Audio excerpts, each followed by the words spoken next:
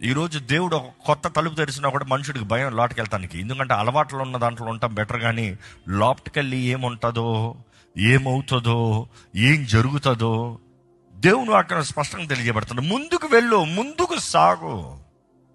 ఈరోజు ఎంతోమంది they are not accepting దేవుడు తెరిచిన తలుపులో, దేవుడు ఇచ్చిన మార్గంలో, దేవుడు ఇచ్చిన సహాయంలో ముందుకు వెళ్ళట్లే.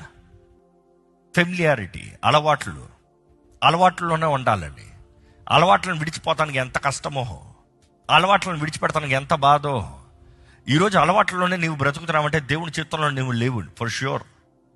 If your life looks familiar, your path looks familiar, everything looks familiar, then you're not in the journey of faith.